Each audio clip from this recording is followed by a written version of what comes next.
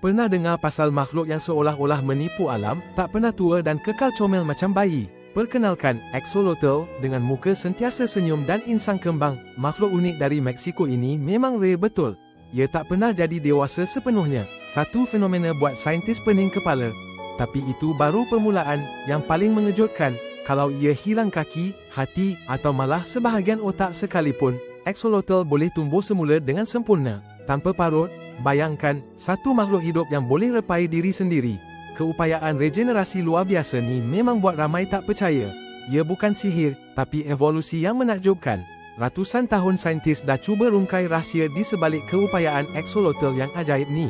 Mereka harap ia boleh jadi kunci untuk perubatan manusia. Mungkin rawatan kanser atau cara pulih dari kecederaan serius. Tapi sedihnya, makhluk istimewa ini semakin pupus di habitat asalnya. Tasik Xochimilco, kita kena lindungi khazanah alam ni sebelum terlambat. Sebab ia mungkin simpan rahsia yang boleh ubah masa depan kita semua.